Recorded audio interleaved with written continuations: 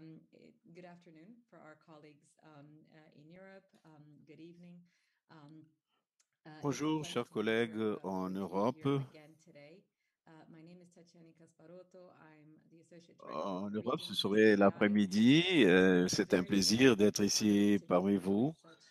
at such a La directrice associée de la CBI, je suis très heureuse d'être ici avec vous, un groupe de membres de cette table ronde excellent pour cette journée, et nous allons nous occuper de la transition toute la journée pour les bâtiments, l'agriculture et les transports. Je voudrais donc parler de ces trois thèmes, bâtiments, agriculture et transport. Et je voudrais tout d'abord remercier nos merveilleux sponsors, comme on peut voir sur cette diapo sur l'écran, qui ont rendu cela possible. JP Morgan, Crédit Suisse, Pingham, Moody's, SSS Solutions, Luxembourg, Citi, Refinitiv, BNP Paribas, IHS Maxit, Mizuho, AFC et Ashtrust, ainsi que d'autres. Et avant donc d'entrer dans le vif de notre sujet, j'aimerais faire quelques annonces. Cette gestion des ressources. Je vous demande donc d'utiliser la messagerie pour nous envoyer des questions ou tout autre commentaire sur la boîte chat. Nous avons également de l'interprétation en direct disponible en portugais, espagnol, mandarin, japonais et français.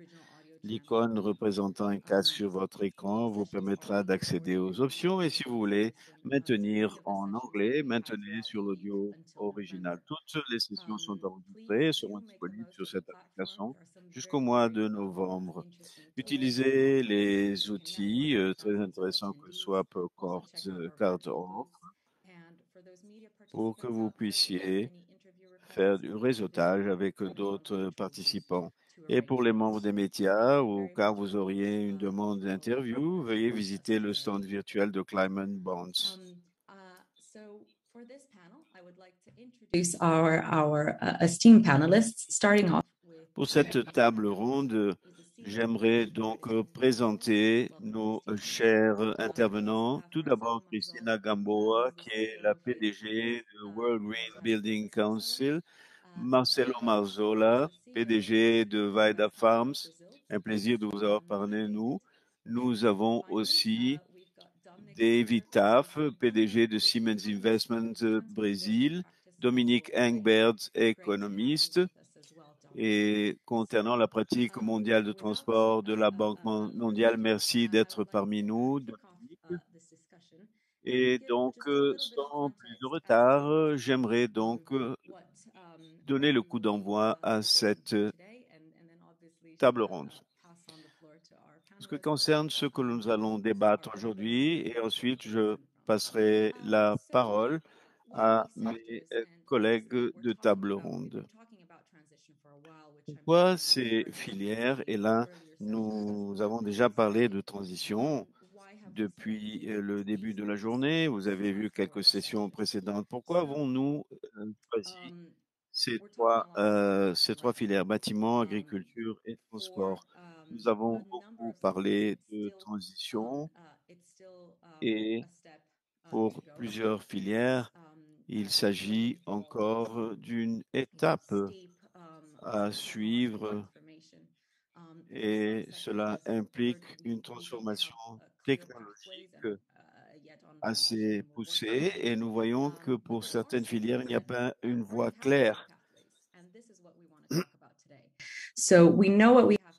Et nous voulons parler, par exemple, des filières où il y a des choses plus claires. Nous savons ce que nous voulons faire, ou du moins, nous avons une bonne idée des options qui sont à notre disposition et comment nous pouvons y arriver pour ces filières du bâtiment, agriculture et transport. Et j'espère que tout fasse du sens tout au long de notre session. Et avec cette perspective du côté des investisseurs, qui est également un aspect intéressant, et nous pourrons donc discuter les perspectives Je demande à ce que tout le monde partage leurs commentaires et leurs questions sur la messagerie. Et nous allons donc adresser ces questions aux membres du panel. Je passe donc d'abord, nous allons parler du bâtiment. Christine, c'est un grand plaisir de vous avoir parmi nous. Selon le rapport qui a été publié au mois de juin par le World Green Building Council, les émissions sont responsables de 40% de l'énergie au niveau de l'Union européenne et dans 30 ans, 90% du bâtiment. Et nous devons donc travailler sur cette filière de sorte à la décarboniser. Selon votre expérience, ce secteur du bâtiment a-t-il une voie de transition déjà définie? Où nous trouvons-nous vis-à-vis de ce spectre? Et naturellement, si cela existe, est-ce que vous pourriez peut-être partager avec nous des jalons qui nous aident à avoir cette cartographie en Europe? Merci beaucoup. C'est un grand plaisir d'être ici parmi vous avec, euh, avec vous. Le secteur du bâtiment a un chemin encore à définir. Nous sommes d'accord avec plusieurs partenaires de sorte à pouvoir aller de l'avant sur cette voie. Dans la mesure où la science avance également, nous allons définir les urgences. Le résultat de la cartographie de la voie de la consultation qui a été inclus dans la trajectoire humaine des Nations humaines. Nous savons jusqu'à l'horizon 2030, nous devons réduire les émissions dans le secteur du bâtiment. Avec tous les nouveaux bâtiments, et il faut qu'on ait 40% moins d'émissions de carbone et avant que ce travail soit fait. Et cela signifie que ces bâtiments auront une meilleure efficacité énergétique à l'horizon 2030. Cela est critique parce que nous avons un objectif de 2050, mais je me pose la question, comment nous pouvons traduire cela en une possibilités locales. Nous sommes avec des communautés d'investissement et de construction et de bâtiments. C'est un secteur très local. On ne voit pas ça à la bourse. Donc, nous avons cette grande émission. Mais comment pouvons-nous faire cela du point de vue pratique? Il y a beaucoup de lacunes à combler. Nous sommes très pragmatiques. Et comment nous avançons? Vous avez parlé du fait qu'en Europe, nous travaillons sur des feuilles de route de décarbonisation nationale et aussi cela va impliquer toute l'Europe dans ce secteur et est soutenu par le Global Alliance for Building Construction. Nous allons traduire ces principes pour ce qui peut être fait aujourd'hui pour les villes, les réglementations. Nous rendons plus facile la compréhension commune de la façon dont cela pourrait être passé à d'autres secteurs. L'Europe a ses bâtiments déjà existants et des financements de ces réformes est important pour pouvoir atteindre ces objectifs. Si l'on pense à ces actifs, c'est 50% de la richesse du monde. Si on analyse le portefeuille, l'Europe du moins la moitié de nos richesses personnelles sont investies en construction. Lorsque nous avons ces ambitions climatiques, nous avons cette grande infrastructure qui ne s'emboîte pas dans l'objectif que nous devons atteindre. Nous devons donc passer par ces barrières, ces réformes, de sorte à pouvoir avoir des stratégies. Et c'est pour cela que cela se produit au niveau de l'Europe.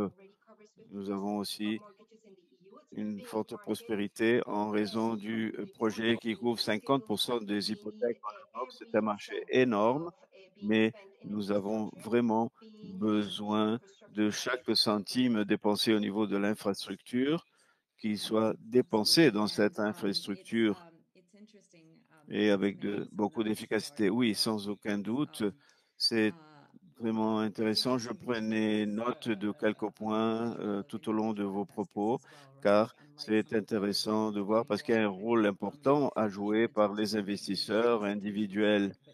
différemment de certains autres secteurs où on est limité à l'aspect institutionnel. Mais nous avons les investisseurs individuels pour les bâtiments. Et c'est un des filières où nous avons eu cette approche de transition il y a assez longtemps, étant donné que les critères de la CBI ainsi que d'autres initiatives également ont des objectifs qui sont en mouvement et où il y a une croissance avec l'ambition tout au fil. Finalement, l'une des choses que nous avons constatées, c'est qu'il y aura deux approches différentes pour le secteur du bâtiment, même peut-être plus selon où vous vous trouvez. Vous avez beaucoup parlé de renouvellement, de construction. Quand on analyse le marché, nous avons la possibilité de construire mieux et surtout dans des pays où nous avons un déficit d'infrastructures important. Nous essayons de réduire cela. Nous devrions avoir de meilleurs bâtiments depuis le début pour ne pas avoir à renouveler cela dans le futur.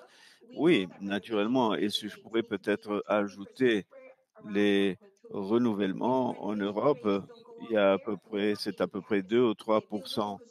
Ainsi, les taux de renouvellement, s'ils ne se produisent pas, et la consommation de l'énergie de ce secteur est à peu près 50% des émissions mondiales, ce qui est une partie de la solution et du problème également.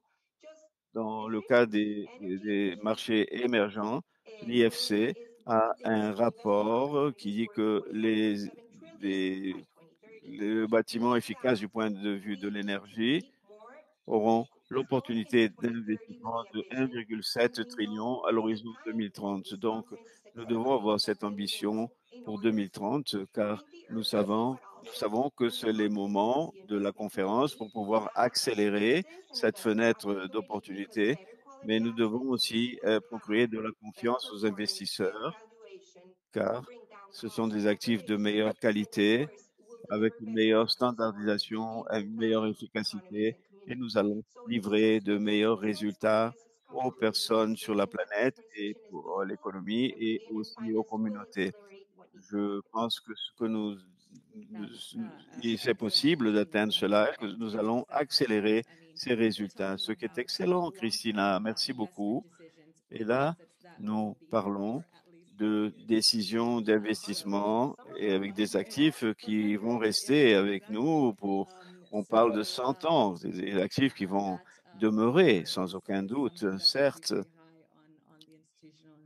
il s'agit de quelque chose que je suis tout à fait sûr est sur la top liste de priorités. Merci beaucoup. Donc, lorsque nous pensons à des investissements de long terme et de transition, des risques de transition et de délai, parlons un peu maintenant d'un autre secteur, d'une autre filière qui a un impact à court terme, vraiment court terme. La plupart des filières, il y a parfois des manques d'investissement, de résilience. On voit cela dans ce secteur. Les investissements et les pratiques ont un impact quotidien vis-à-vis de la productivité au niveau de l'agriculture. Là, je voudrais parler avec notre collègue Marcelo. Marcelo, si vous pouvez parler et nous dire que quand on parle de la transition vers l'agriculture, naturellement, il faut décarboniser le système d'aliments agricoles et nous devons également transformer les pratiques de production du point de vue mondial pour pouvoir approvisionner la demande. Lorsque nous essayons de changer les standards de consommation dans d'autres filières, il y a des systèmes agroaliments et que cette demande augmente. Où pensez-vous que à quel point sommes-nous vis-à-vis de cette voie de transition des secteurs? Merci beaucoup de la médiation qui m'a été faite. Je suis vraiment honoré de représenter l'agriculture vis-à-vis de cette table ronde si importante. Comme vous savez, j'aime beaucoup cette analogie que vous faites de cette voie dans l'agriculture. C'est une voie très claire, comme dans beaucoup de secteurs. Dans l'agriculture, nous voyons un alignement très performant par rapport à l'agriculture des petits exploitants, des pratiques et la partie pratique qui rend les choses beaucoup plus faciles d'une part de cette discussion. Mais en effet, c'est une voie assez pénible et j'estime que ce que le filière de l'agriculture est en train de faire en ce moment est de commencer à avoir le levier des efforts qui sont entamés et d'avoir des coordonnées. Je dirais, pour répondre à votre question, il y a beaucoup de dynamisme, il y a beaucoup d'énergie. Une partie concerne le fait, comme je l'ai dit, que la transition est évidente du point de vue écologique et économique, qu'il y a une bonne convergence là, ce qui rend les choses plus faciles. Il y a de l'énergie qui provient des décideurs politiques et des gouvernements, de l'industrie, de la fabrication dans ces filières. Donc, il y a les parties prenantes dans le secteur de l'agriculture parlent déjà d'une agriculture intelligente. J'estime cependant que le défi que nous avons à relever, c'est comment faire toute cette grande énergie que l'on peut voir en ce moment travailler de façon coordonnée. L'agriculture, comme nous le savons toutes et tous, a un réseau d'approvisionnement assez complexe. Nous devons nous assurer que toutes les parties de ce réseau travaillent de façon coordonnée pour que cela soit un effort réussi. Donc, beaucoup d'énergie et une voie très claire, beaucoup d'opportunités du point de vue écologique et économique. Cependant, devons encore trouver la meilleure façon de faire en sorte que les parties prenantes travaillent ensemble. Merci beaucoup, Marcelo. Je pense qu'en effet, nous avons un des challenges dont vous avez parlé, d'avoir nos propres critères de l'agriculture l'année dernière. Et je pense que comme vous l'avez fait, nous avons cette voie très claire et je voudrais également entendre des commentaires et je pense que l'échelle également, parce que beaucoup de personnes, on entend à partir de l'agriculture intelligente, nous savons que c'est très réussi dans certains endroits, mais je pense qu'il y a encore cette mauvaise conception de préconçue, cette image c'est une niche, c'est une petite échelle, mais ce n'est pas ce qui va vraiment répondre aux demandes des aliments. Vous pouvez nous parler sur la partie de l'échelle, étant donné que nous disons, que nous parlons de l'alimentation pour 90 milliards de personnes. Je voudrais donc, si vous pouvez parler à cet égard. C'est un point très important que vous avez soulevé. J'estime qu'il y a mm, pour une meilleure métaphore. Mais il y a beaucoup d'aliments dans le secteur et parfois on pense que c'est facile de penser que c'est un système très complexe, ce genre de choses. On dirait que c'est quelque chose qui est plutôt dirigé à la petite échelle qu'à la grande échelle. Mais honnêtement, il y a tant d'opportunités différentes, il y a tellement dans notre boîte d'outils d'améliorer l'impact de l'agriculture et des petites compétences. Les opportunités sont là. Je vais vous donner un exemple pratique. Si nous prenons par exemple, comme aux États-Unis, l'un des problèmes que tout le monde a, quoi que ce soit une petite échelle ou grande échelle, c'est le problème des sols, compactation de sol. De parler de façon plus générale.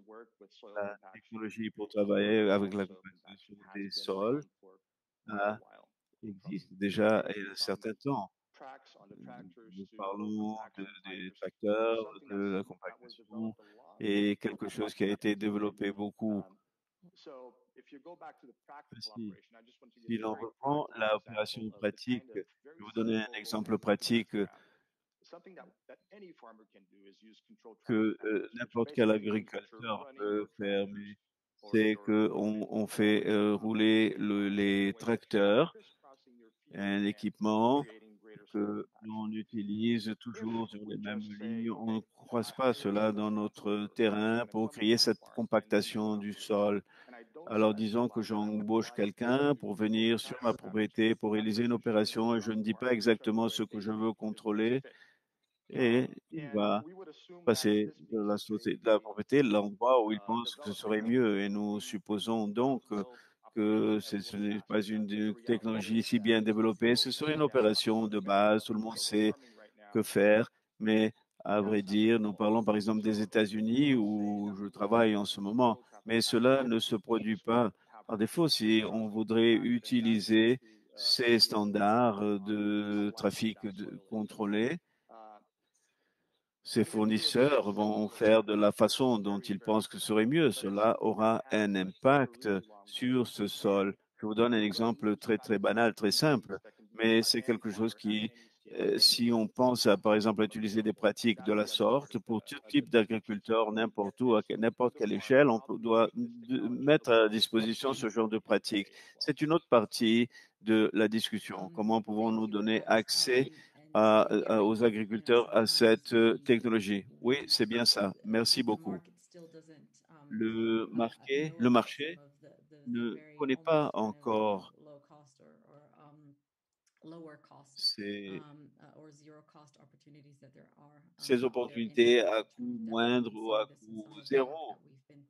C'est un travail que nous sommes en train de développer en Amérique latine. Merci beaucoup, Marcelo. Je voudrais d'une certaine façon passer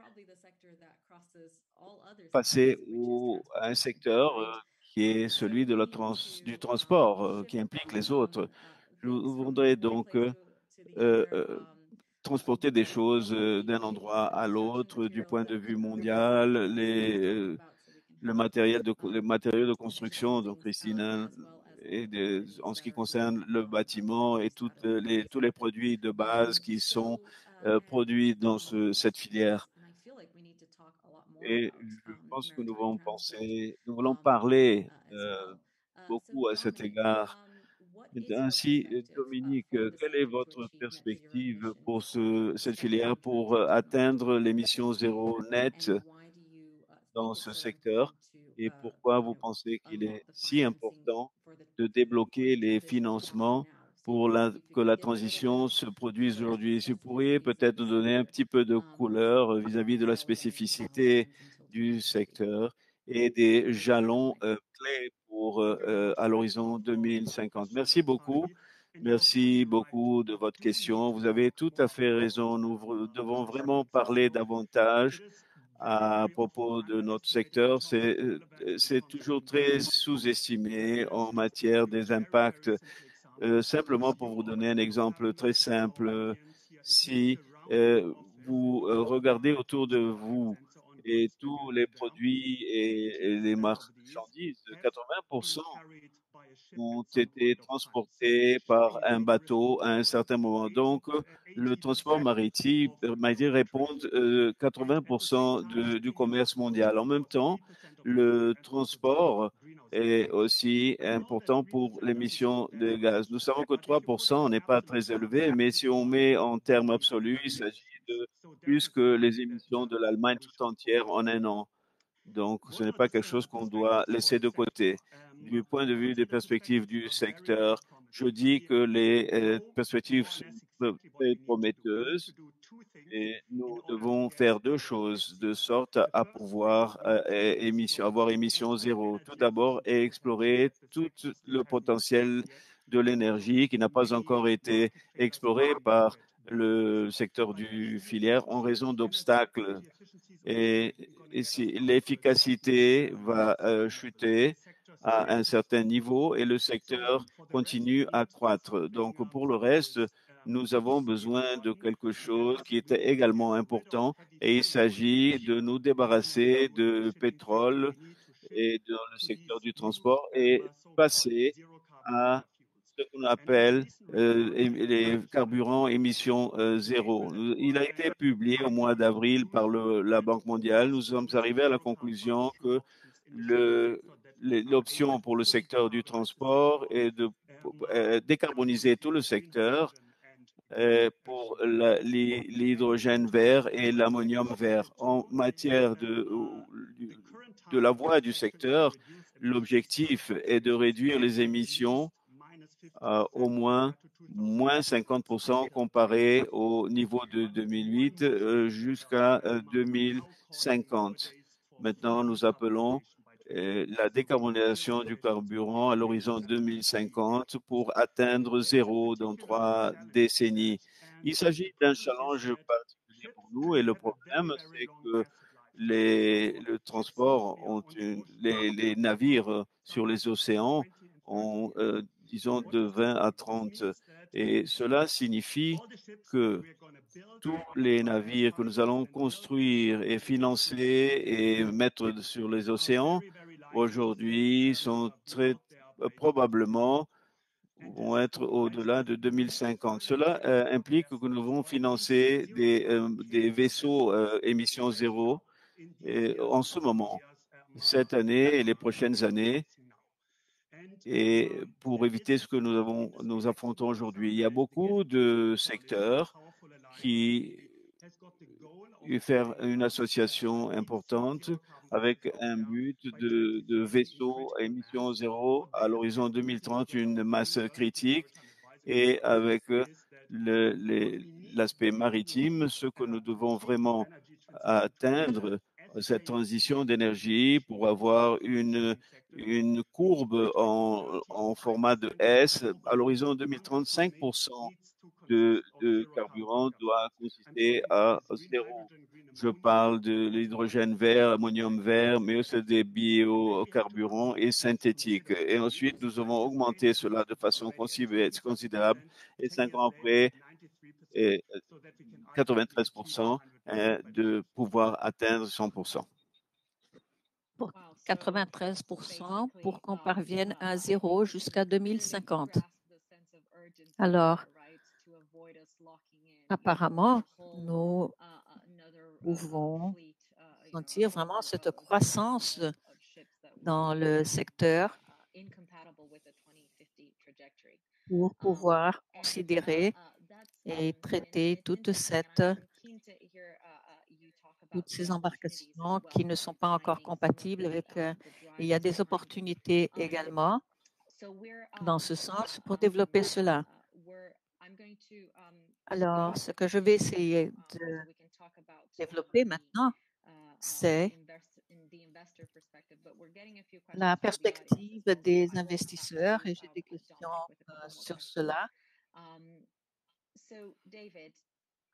David, nous sommes en train de parler de beaucoup d'investissements et de beaucoup d'investisseurs. Nous avons besoin d'investissements dans des tas de secteurs. Alors,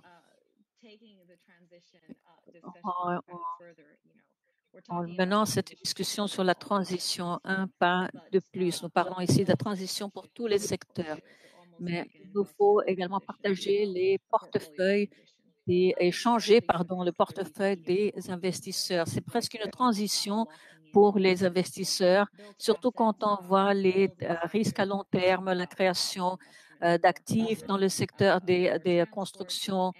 Nous parlons de cela dans le transport également, l'agriculture également, les investissements qui seront, disons, sensibles aux risques physiques et environnementaux. Nous verrons ces changements climatiques dans les températures qui vont augmenter, les précipitations qui vont augmenter, qui vont affecter les récoltes dans le monde entier.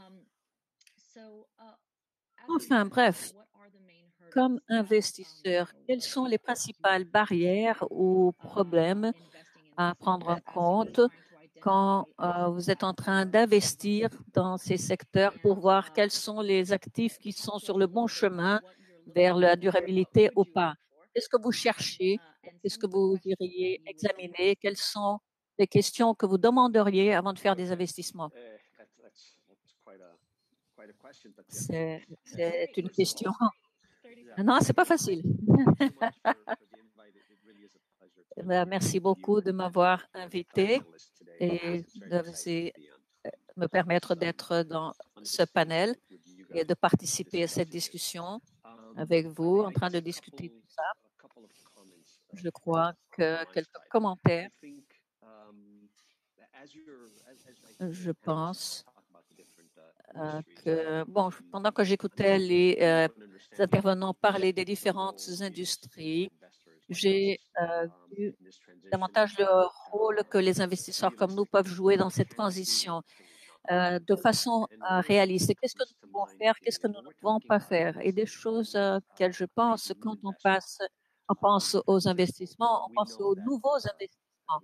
Nous savons, par exemple, que nous allons ajouter un grand nombre de personnes, surtout en Asie et en Afrique, dans les prochaines décennies. Et ils vont consommer des transports, de l'alimentation.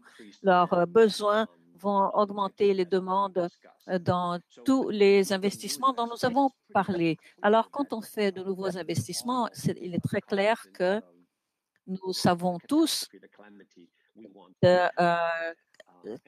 nous savons tous les catastrophes climatiques que nous voulons éviter et le choix est très clair. Nous voulons investir dans des actifs qui soient en conformité avec les ESG et qui soient durables. Mais quand on parle de se dessaisir d'investissement ou de nettoyer, disons, le portefeuille et enlever les actifs bruns, et nous parlons évidemment de vendre cela à quelqu'un d'autre, en fait.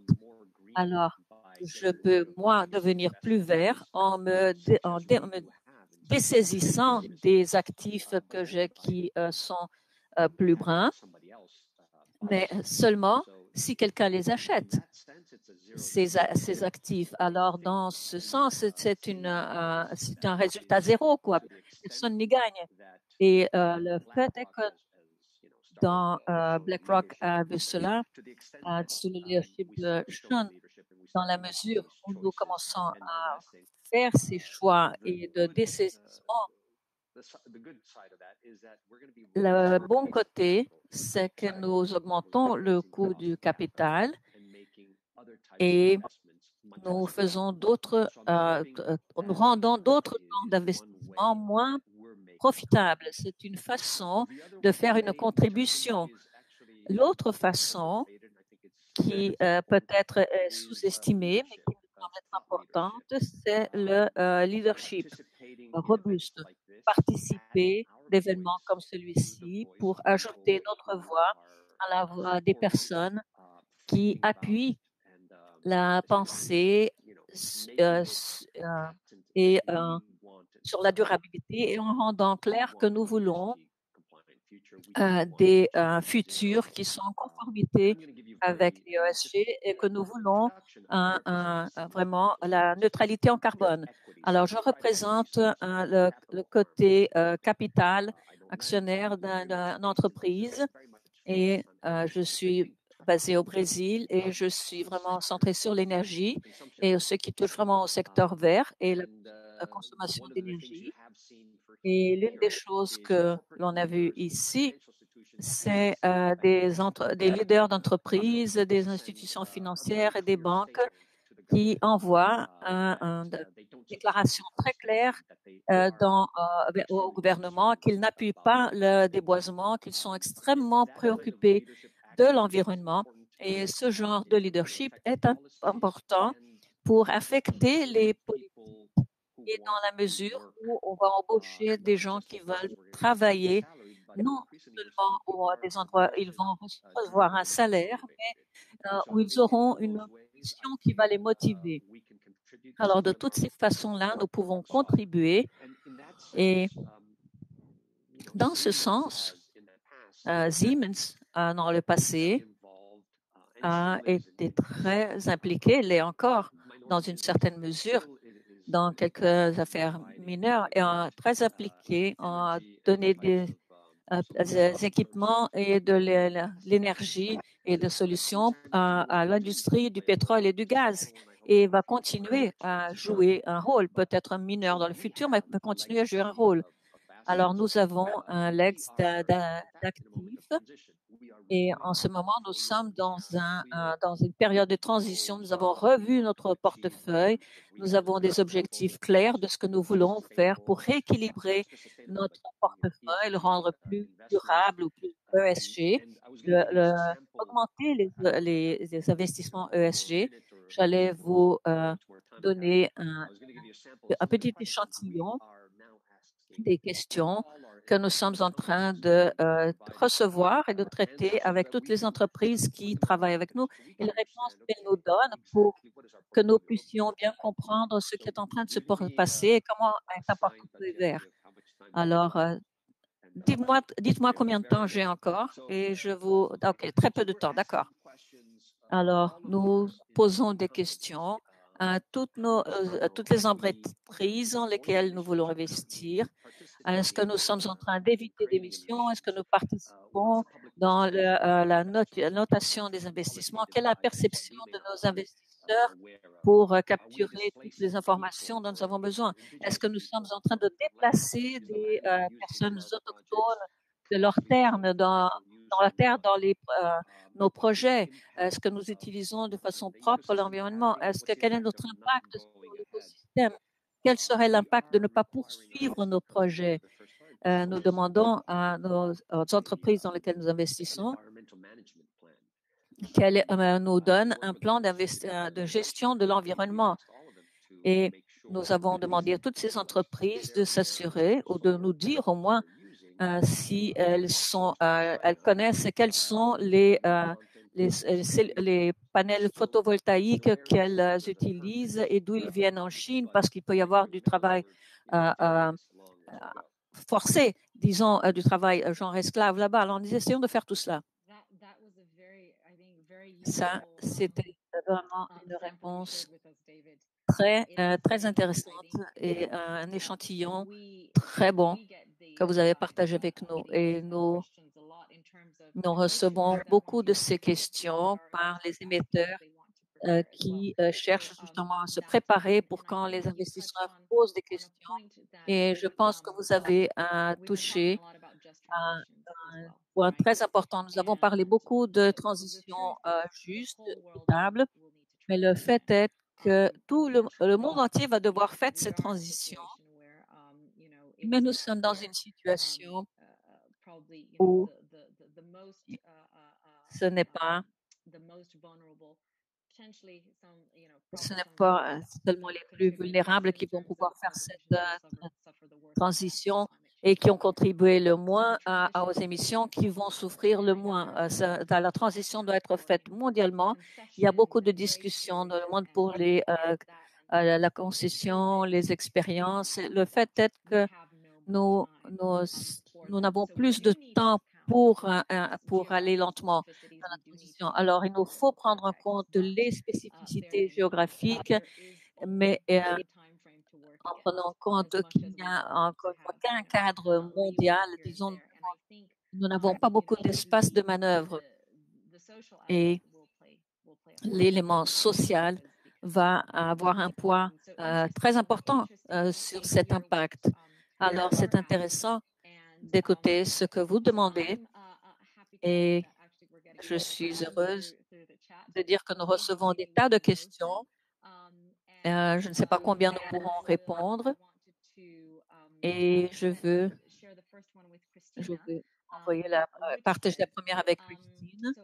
Et la première question, je suis d'accord avec Christine que faire le rétrofitting, le réaménagement des immeubles peut être une façon, mais les domiciles à bas revenus on ne qualifie pas pour ce genre d'emprunt, comme par exemple l'hydrogène vert et d'autres sources qui les aideraient. Qu'est-ce que le gouvernement fait pour aider ces domiciles et pour atténuer la pauvreté en termes de combustible? Merci beaucoup pour cette question. parce que c'est vraiment un défi dans la transition et cela fait partie de ce parcours, mais vraiment, il nous faut créer un appui gouvernemental et un appui pour ces familles à bas revenus. Alors, je voudrais suggérer 3 façons de traiter ce défi pour ce différents types de domiciles à différents revenus. Il peut y avoir des incitations et des subsides qui vont s'adresser à la pauvreté et les immeubles qui ont généralement la pire performance normalement vont avoir des occupants également qui n'ont pas d'argent et ce seront des immeubles qui seront peu confortables. Il y aura un manque de chauffage ou de climatisation. Et ce seront les immeubles les moins performants et les familles devront recevoir cette aide. Et il y a un côté bon. Et j'ai un exemple des États-Unis où ils vont avoir essayé d'avoir justement une transition équitable. Cela requiert du leadership de point de vue des gouvernements locaux et il faut vraiment voir les choses très clairement et faire l'idée est de s'organiser par département pour pouvoir faire cela, mais vraiment créer ou amener des solutions d'énergie propre pour ceux qui n'ont pas les moyens et qui n'ont pas ces conforts dans leur maison et à qui il manque les services de base dans leur maison. Alors, ce qui signifie que nous devons résoudre la partie de la rénovation dans cette équation. Les éléments sont là, le désir politique est là, mais vraiment, nous devons encore amener le secteur financier à bord pour avoir ces crédits. Mais là aussi, il y a des opportunités incroyables, même dans ces segments les plus pauvres de la population. Merci beaucoup. C'est une combinaison. Il nous faut vraiment des moteurs de politique, des motivateurs de politique qui seront très forts et également sensibiliter les marchés il y a une opportunité pour faire de l'argent dans ces subventions. Alors, merci beaucoup pour cela. Je voudrais passer à la prochaine question. Il y a 3 parties à cette question. En fait, pour vous, Dominique, d'abord, est-ce qu'il y a un rôle pour l'électrification dans les transports maritimes? Nous parlions beaucoup de transport sur terre et l'électrification de ce sens et du point de vue du paysage durable. Mais pour le transport maritime, est-ce qu'il y a des rôles pour quelles sont les alternatives? Quelles sont les options par rapport à l'hydrogène en termes de coûts? Et c'est la question de l'électrification est très importante et l'électricité va avoir un rôle très important,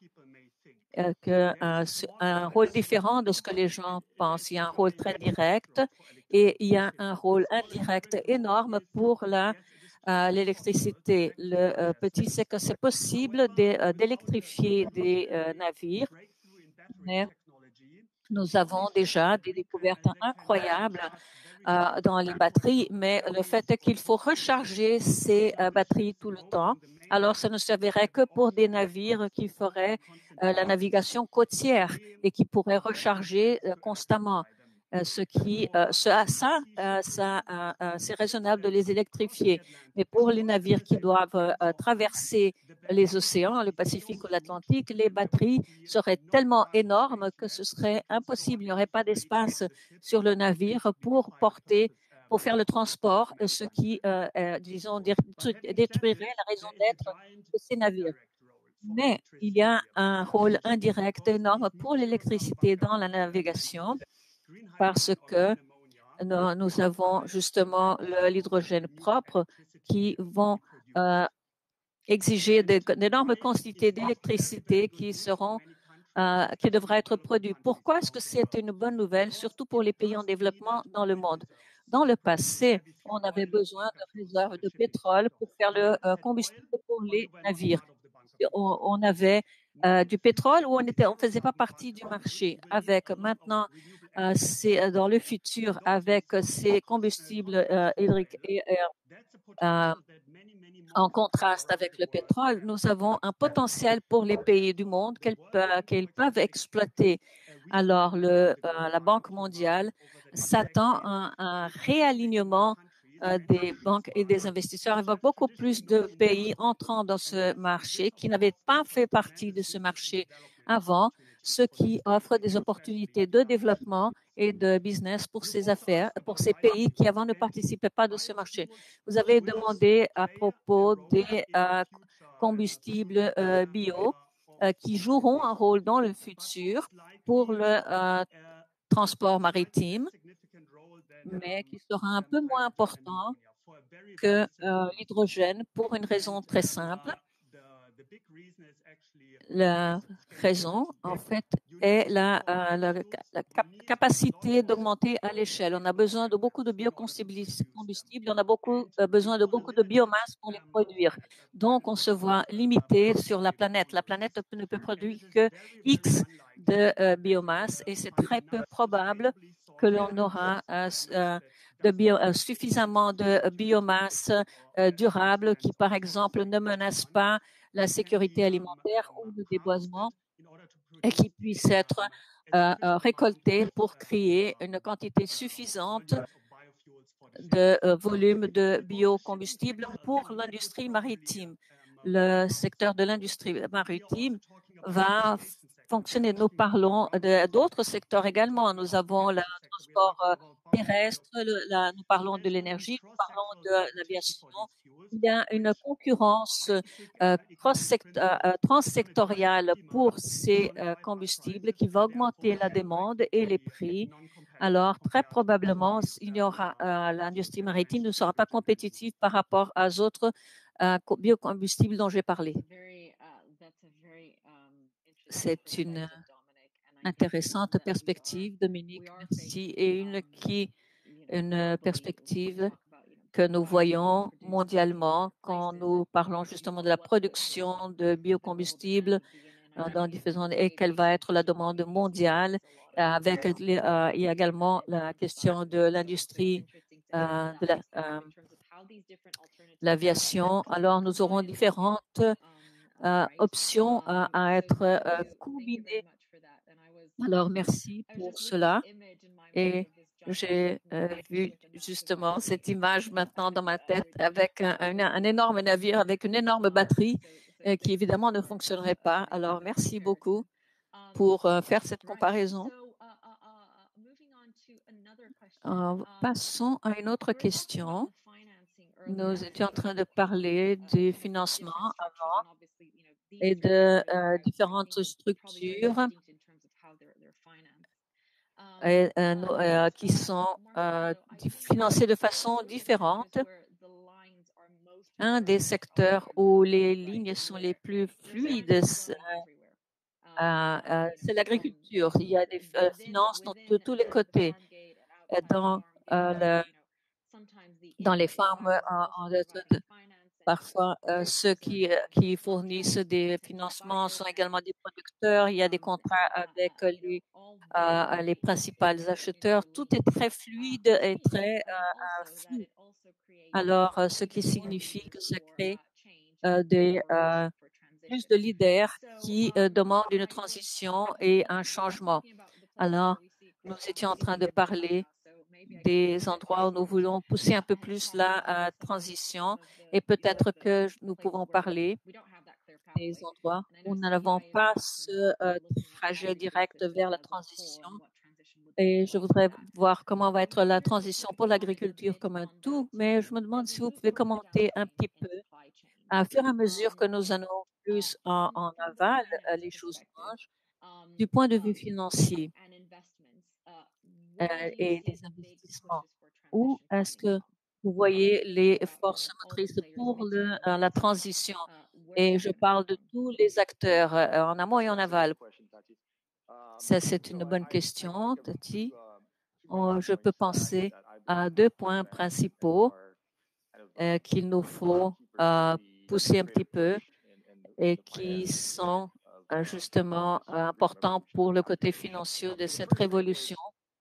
Le premier aspect, c'est que nous sommes habitués à un système d'approvisionnement qui a des intermédiaires, des affaires, dont vous avez les détaillants, vous avez tout. C'est un système très complexe, mais très bien délimité. Il y a des frontières très claires les acteurs de ce système. Et je crois que la première chose qui s'est passée, c'est qu'il y a une redéfinition de l'extension de ces frontières entre les parties.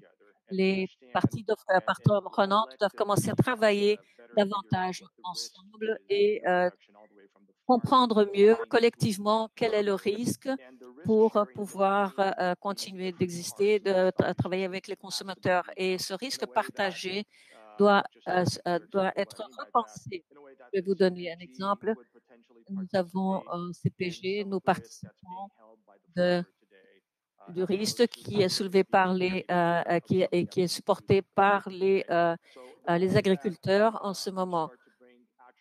Quand nous avons commencé à donner des attributions, des affectations aux récoltes et aux élevages, c'est quand nous avons besoin que tout le monde dans le système d'évaluation soit responsabilisé pour cette participation dans la durabilité. Peu importe si l'agriculteur est en train de produire d'une façon intelligente ou pas, ou si les intermédiaires sont en train de le payer d'une façon ou d'une autre. La première chose que nous avons vue, c'est vraiment une réévaluation de ce qui était fait et comment le risque est identifié et amené dans le système de valeur. Et je pense que avec ce plus haut niveau d'intégration dans le système de valeur entre les différentes parties prenantes, le capital qui cherche à financer des investissements a une meilleure perception des risques impliqués à créer à rendre disponible le capital. Et je pense que c'est un changement qui doit se produire et qui va vraiment faire que ceux qui sont dans le capital financient cette transition. Nous voyons cela se passer. Nous avons vu beaucoup de nombre d'entreprises ces dernières années qui se sont rapprochées du côté agricole, s'intéresser et ont commencé à essayer des productions agricoles plus expérimentales et voir des produits qui sont plus orientés vers le climat et changer leur système d'approvisionnement. C'est une chose qui vraiment s'est déjà passée. Et du point de vue pratique, ce que nous avons vu, c'est qu'il y a vraiment une pression pour voir quel est l'actif qui est acquis. Alors, nous parlions justement de classe d'actifs, mais le fait est qu'en fin de compte, il y a des opportunités énormes quand on voit les régions et les produits. Alors, il faut voir quelles sont les conditions climatiques et comment cela affecte la production, utilisant le capital pour développer l'agriculture, voir les potentiels pour la biodiversité, pour l'eau, tout dans les divers endroits et comprendre qu'est-ce que la capacité, au lieu de tout considérer comme une classe d'actifs et bien comprendre l'impact également qu'on peut avoir à long terme. Et alors, je dirais que ce que nous voyons dans cette discussion, c'est que le désir de changer un peu le ciel et de comprendre un peu l'autre côté aide beaucoup et change le processus pour tous. Merci beaucoup, Marcel.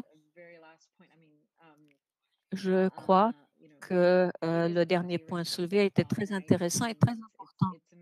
En fait, il y a, cette intégration est liée à beaucoup d'opportunités quand on parle justement de productivité et des gains. Mais pourquoi y a-t-il tant d'indéfinition entre ces acteurs qui sont si interdépendants et connectés? Ça veut dire que les opportunités et les risques doivent être partagés. quoique ce ne soit pas encore perçu ainsi en ce moment. Mais ces risques sont partagés. Alors, c'est un point qui est très clair, la façon dont vous avez dit cela. Une fois que cette perception est claire, ça peut changer la façon d'agir. Et il s'agit en fait donc de changer cette perception. Les risques sont déjà là. Alors, il faut avoir donc cette raison pour changer, ce moteur pour changer. Merci pour expliquer cela. Je voudrais revenir à David maintenant. David, pour beaucoup de ces sujets, nous en avons parlé dans les dernières deux questions. Je ne me souviens pas maintenant exactement. Il y a, disons, une compensation, disons, où il y a des systèmes plus efficaces, peut-être. Un de nos 5 principes pour une transition fiable, il y a un travail que nous avons fait l'année dernière, et c'était lié à la viabilité technologique. Et un de ces principes, c'est la compétitivité économique, cette perception de concurrence ou de compétition économique en un premier temps et qu'on peut voir dans quelques pays, dans plusieurs pays en fait, en comparaison, disons, avec les énergies renouvelables qui peuvent concourir avec d'autres choses. Nous savons qu'à long terme, les choses, si on regarde les actifs ou les classes d'actifs, comme l'image pour ce qui est très haut coût peut être nous montrer que les coûts sont plus grands. Alors, comment est-ce qu'un investisseur va avoir cette compensation entre la longévité des actifs comparée à des coûts plus élevés, CAPEX, et comment est-ce que vous voyez cela? C'est une question difficile. J'estime que nous sommes à un moment où, heureusement, du moins, je n'ai pas besoin d'être confronté à ce choix. Il s'agit d'un moment où les renouvelables sont meilleurs marchés. Dans la plupart du monde, c'est meilleur marché d'un parc solaire ou éolien que d'avoir une usine à charbon. C'est meilleur marché. Et c'est même meilleur marché pour cela. Mais qu'est-ce qu'on fait avec toutes les personnes qui vont perdre leur emploi, le chômage, une nouvelle formation? C'est une discussion politique importante. Dans cette transition, nous allons avoir beaucoup de personnes au chômage et il faut faire attention en ce qui concerne du point de vue politique. Mais il faut avoir un esprit. C'est ce que je disais auparavant. En tant qu'investisseur, nous avons une responsabilité concernant nos investisseurs. L'argent que Siemens met à la disposition aux services financiers et mon investissement approuve pour mon utilisation, pour faire des investissements et de l'argent qui est mis à la disposition par des actionnaires, des fonds de pension, les compagnies d'assurance, des personnes comme les membres de cette table ronde qui ont des attentes de profit et nous leur donnons un mandat pour, en effet, faire attention à leur investissement et le mandat d'investir seulement dans des projets durables. C'est beaucoup plus qu'un mandat. Donc, nous devons investir dans des projets qui répondent à ces deux critères. Tout d'abord, la lucrativité. Donc, nous n'avons pas un mandat clair de sorte à ignorer le profit. Ceci dit, Et vu que nous sommes des investisseurs d'infrastructures, nous sommes souvent à l'aise en ce qui concerne le retour de l'investissement, le long délai. Et ce sont des actifs à long terme et pas avoir des résultats à court terme. Nous sommes préoccupés par rapport à la résilience de ces actifs et comment ils vont travailler tout au long du temps. Et une des considérations, si on a des actions dans dans une usine, si on décide de quitter et de recycler cet investissement, nous pouvons investir où nous faisons maintenant quelque chose de plus durable en matière d'investissement. Comment le marché va voir cela? Est-ce qu'il y aura une taxe de carbone? Ainsi, nous devons tenir cela en considération. Investir dans l'hydro, par exemple, au Brésil. Maintenant, plus que jamais, il s'agit d'une préoccupation. Qu'est-ce qui se passe par rapport à la tarification? Comment cela change? Et les investissements de quelqu'un deviennent non faisables, non viables. Il faut donc tenir cela en compte, car nous ne pouvons pas faire ce genre d'investissement et ne pas accepter de moins de profit. Je dois répondre aux deux objectifs, aux deux cibles. Ceci dit, est-ce que j'ai encore une minute? Bien. Ceci dit, je, dans ces secteurs, et permets-moi de parler un peu plus par rapport à une autre question qui a été faite, je pense que c'est des opportunités très attirantes, mais j'estime également qu'il y a un rôle très important à être joué. Parfois, cela n'a pas l'air d'être si attirant que cela. Par exemple, un rôle primordial du gouvernement, des politiques publiques, c'est ce que Dominique disait, les biocarburants et même le solaire, nous avons notre planète, si nous voulons faire tous nos besoins d'électricité et tout ce que nous prévoyons tout au long des 10, 20 années à venir pour pouvoir croître le biocarburant, pour pouvoir générer le pouvoir, l'électricité dont nous avons besoin. Et si on transfère la radiation solaire en électricité à peu près 20-25%, si on ne voit pas de grands financements publics euh, pour augmenter les technologies qui transforment la productivité des panels solaires en 25% à 50%, nous n'allons pas atteindre nos objectifs non plus. Donc, de nouveau, je parle des limites, des contraintes de ce que peuvent faire ces investissements concernant le secteur privé. J'arrête là. Merci, David. Oui, et je pense à ce que vous disiez avant, que nous avons, vous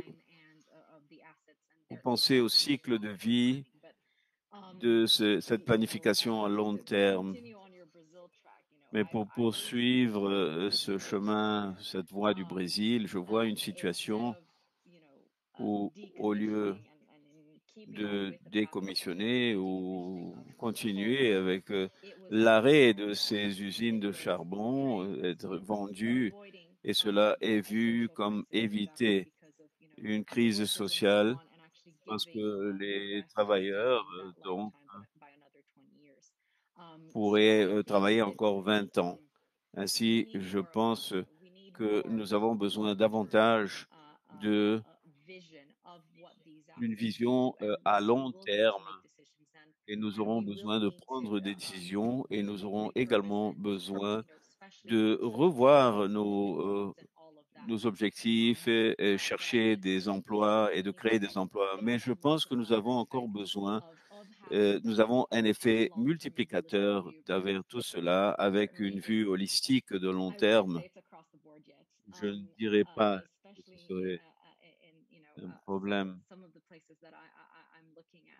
dans certains endroits que je regarde. Merci de parler de ça et je sais que vous parlez de cette partie de multiplication et nous devons vraiment analyser l'image tout entière et, et c'est fondamentalement la logique qui sous-tend cela. Merci David pour vos commentaires. Dominique, je voudrais vous demander, nous avons parlé très rapidement, mais je voudrais que vous parliez un peu plus des opportunités. Nous avons parlé,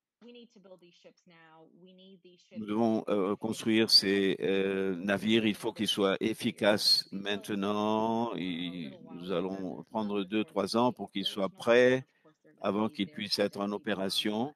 Et ils vont rester pendant des décennies sur les océans.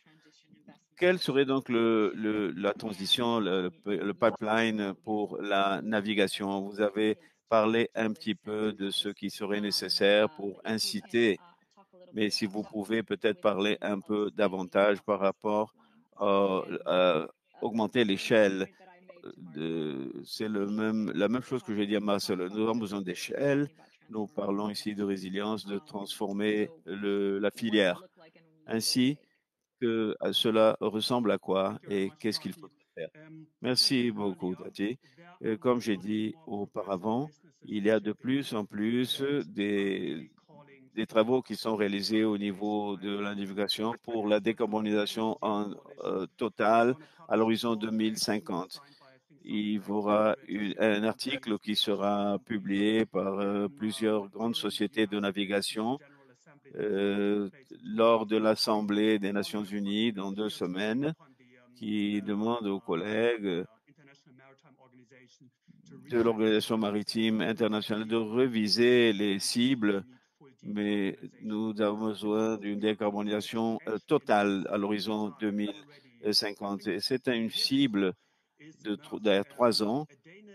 Maersk est une société de navigation suédoise, la plus grande du monde, et à l'horizon 2025, tous nos navires auront émission zéro sans carbone de notre flotte. Et, ils ont poursuivi cela. Il y a quelques semaines, ils ont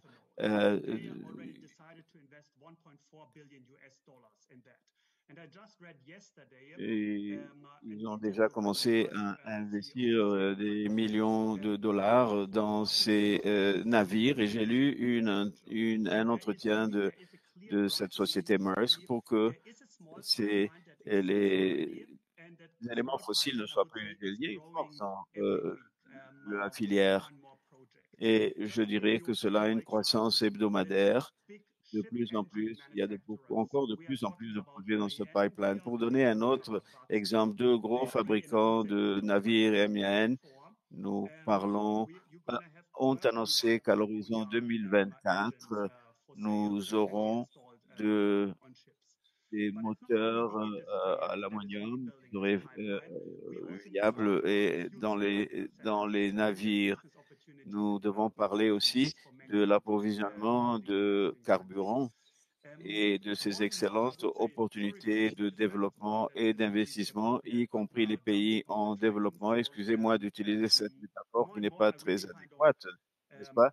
Mais enfin, entrons donc dans le navire et ils disent, nous allons produire des carburants à émission zéro et nous voyons beaucoup de production d'hydrogène vert, d'ammonium vert au nord aux pays scandinaves et dans le monde entier. Le Chili est un des pays qui parle le plus de devenir vert par rapport au carburant. Le Maroc, également au nord d'Afrique, et récemment, des études ont été publiées issues d'Afrique du Sud, d'Indonésie, du Mexique. L'important, c'est d'élargir le pipeline et avec la possibilité que ça ne plus d'un fait, mais ça pourrait être l'activité principale de la filière.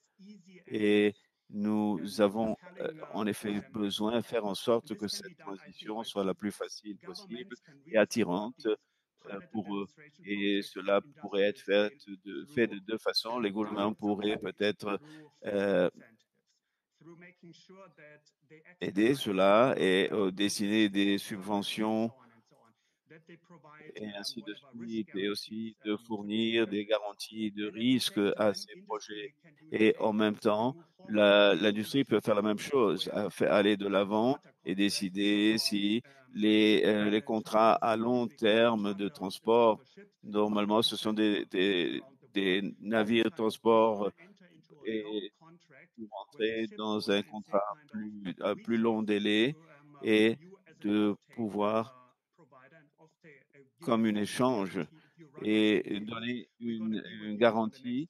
Si vous êtes vert, nous allons rester avec vous 15 ou 20 ans de plus. Et nous voyons cela du point de vue des sociétés de, de détail, la consommation qui veulent de plus en plus avoir une prime pour le carbone zéro des produits neutralité de carbone et transportés sans émissions dans le monde. Un des exemples est celui de Kia, qui a un fort intérêt de pouvoir offrir à ses clients de neutralité carbone et de produire dans une partie du monde, mais qui est transporté et,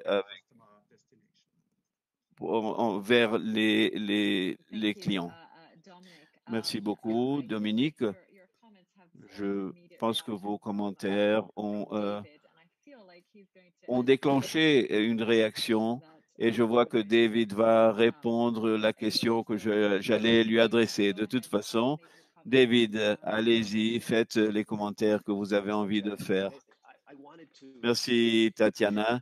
Je voudrais tout simplement mettre en exergue ce que vient de nous dire notre collègue et de débloquer les investissements, comment nous pouvons inciter cette transition et la partie de risque est vraiment très importante.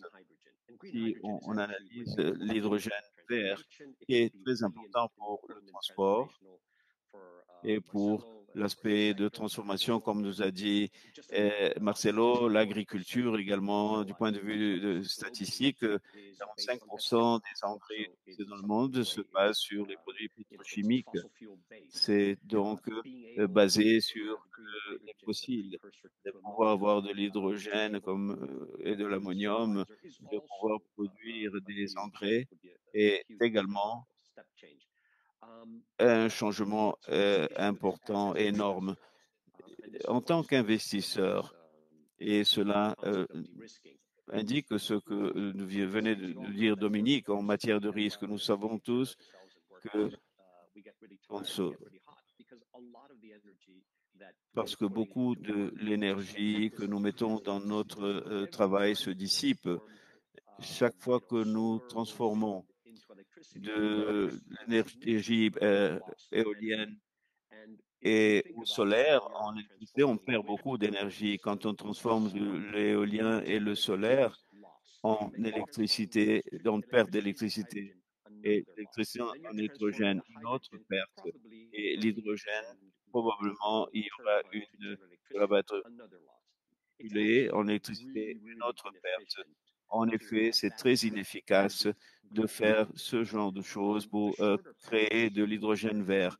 La voie la plus courte et beaucoup plus efficace du point de vue thermodynamique est ce que l'on fait maintenant, le méthane des fossiles, qui est un fossile, et une possibilité de faire de l'hydrogène.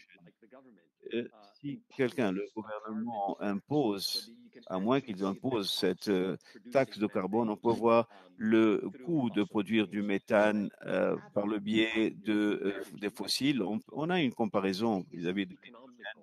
C'est vraiment économique dans peu de cas où on produit de l'hydrogène vert. Je me vois là maintenant sur l'écran.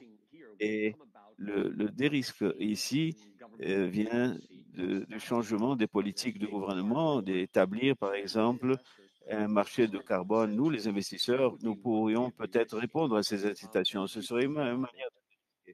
Et si l'on pense à cela, le coût de cette transition sera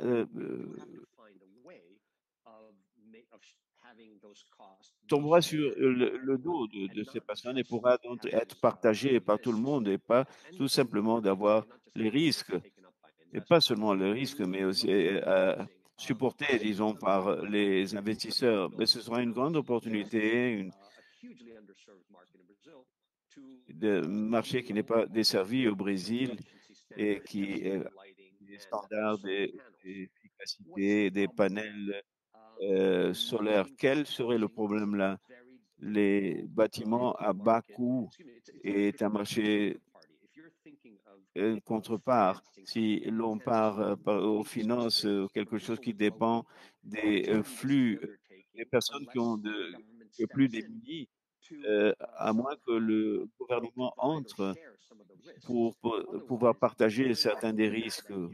Et sinon, le genre de taux que nous allons nous faire payer sur certains qui payent ces montants et qui n'ont pas beaucoup de revenus en tant que pour que cet investissement soit faisable, où le gouvernement entre et trouve une manière de pouvoir fournir au marché des informations qui n'existent pas aujourd'hui. Toute cette population démunie n'ont pas d'historique de crédit, mais ils payent de façon régulière. Mais ces informations ne sont pas disponibles aux investisseurs. Le fait de disposer de ces informations aux investisseurs, on pourrait avoir une incitation à cela. J'arrête là. Merci, David. C'est bien ce que vous venez de dire pour poser une question à Christina au sujet du bâtiment. J'ai une question qui vient de m'être adressée. Je voudrais vous l'adresser, Christina. Et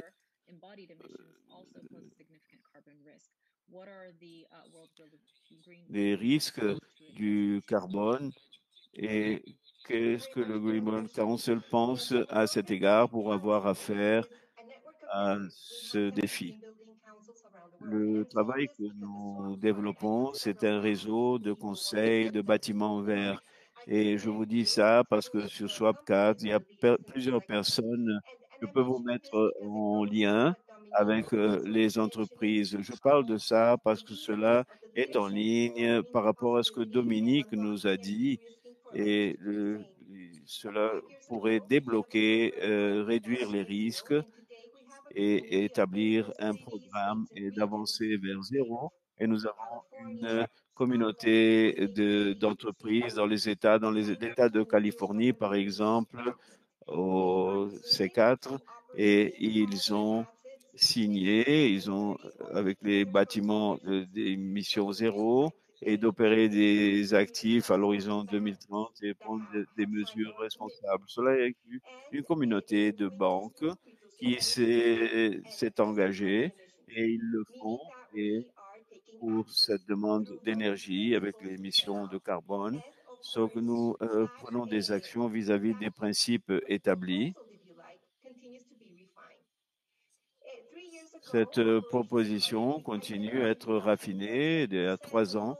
Le carbone dont je vous ai parlé, de 38% des émissions de gaz à effet de serre en rapport à la performance du bâtiment et de ces 38%, presque 10%, et cette question qui vient du public, qu'est-ce que la filière fait? Nous avons un rapport de 2019 qui en parle et en ce moment, l'engagement de l'UBC du monde passer par un upgrade, une communauté à 30, 40 sociétés, régions, États, et nous avons cette approche du carbone à l'horizon 2030. Que voulons-nous dire par là? C'est que les bâtiments plus durables, ce sont ceux qui existent déjà, qui sont construits, et pour faire cela, nous devons réduire la comptabilité de sorte à avoir moins d'impact sur l'environnement et projeter tout que sera produit dans l'avenir pour avoir affaire à l'électrification du transport qui est critique aussi. Et l'industrie doit être responsabilisée dans la chaîne de valeur. Et ce qui va générer un signe de demande entre les investisseurs en raison de la décarbonisation de tous les secteurs impliqués. Et aujourd'hui, nous savons qu'il s'agit, et à la COP 26, nous savons que ces solutions à bas carbone ont besoin de beaucoup d'investissements à l'heure actuelle et vont créer de plus en plus de mobilisation dans la filière et les consommateurs seront plus sensibles à avoir de meilleures attentes de performance des bâtiments. Ainsi, Mbali est vraiment en ce qui matière de commission dans l'industrie et dans le secteur et pour pouvoir agir au niveau de la communauté, les portefeuilles de décarbonisation, comme nous avons dit, il y a des villes et des politiques et des achats, il y a des pays l'émission zéro, et même des ministères d'émission zéro au niveau de l'infrastructure. Il s'agit d'une transition en soi et c'est la façon de voir le futur pour la filière. Beaucoup de transparence et aussi il y a beaucoup de responsabilisation, de redevabilité et de transparence et aussi des finances.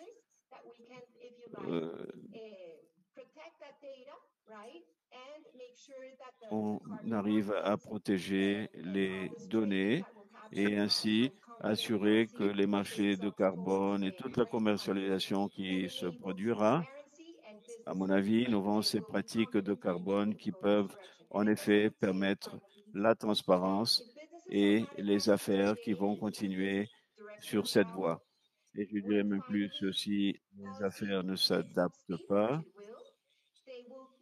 lorsqu'il y a la politique va vraiment entrer en vigueur, ils ne seront pas prêts à opérer à ces nouveaux niveaux d'atteinte. Tandis que nous créons un bon parcours sur cette voie ensemble, nous pouvons faire en sorte que cette réalité de transition se produise et avoir une conversation de voir comment nous pouvons utiliser cela, le secteur du transport et ne pas être derrière dans l'avenir. Si je peux avoir une minute de plus, la décarbonisation des bâtiments n'est pas en matière de technologie. Les actions climatiques sont très souvent le bon sens concernant les décisions, concevoir par exemple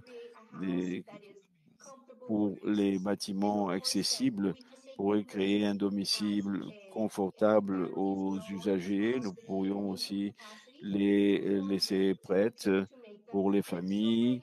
Et les familles croissent, augmentent leur capacité de revenus pour que ces unités soient d'émission zéro.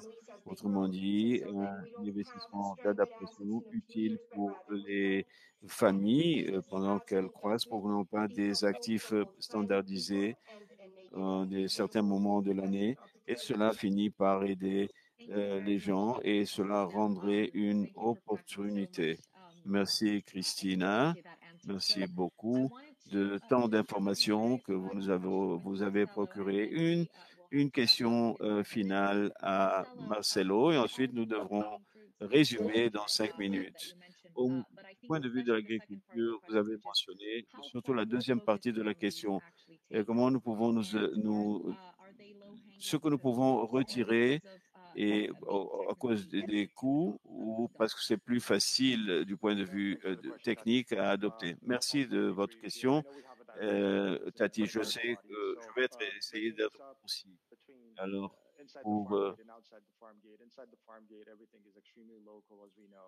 Je pense que de la partie de la ferme dedans, tout est très local et cela dépend beaucoup du site. Je pense que nous avons des opportunités et des pratiques en matière de technologie et d'implantation. Juste pour vous donner une idée, du point de vue pratique, c'est surtout l'utilisation de plantations de 10 à 15%.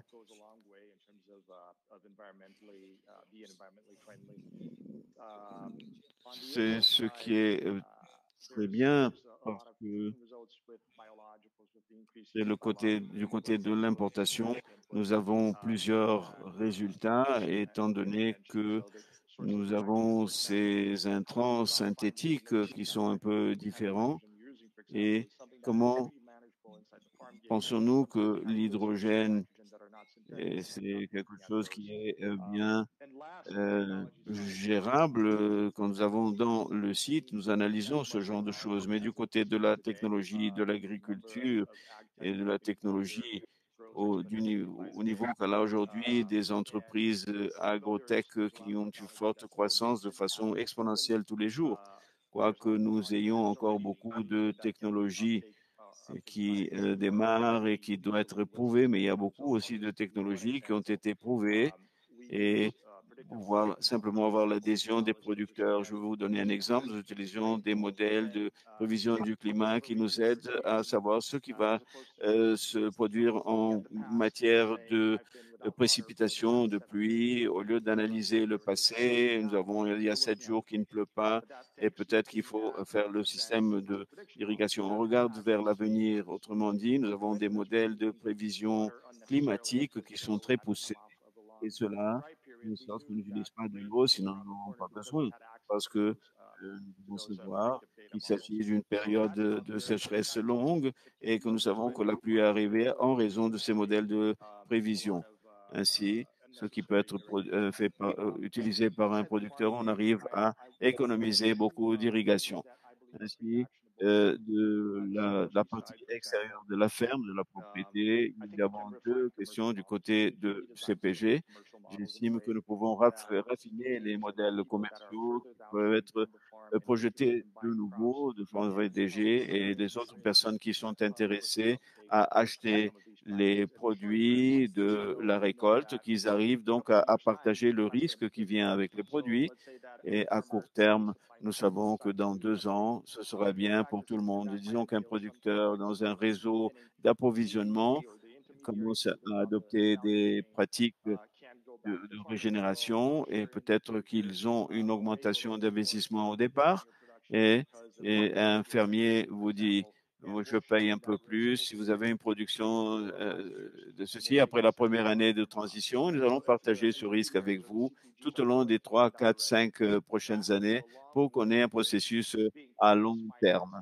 Ainsi, je pense que le CPG, tout cela, si tout le monde y entre, nous allons travailler pour pouvoir cette transition et pouvoir avoir une incitation du capital extérieur dans ce processus de transition.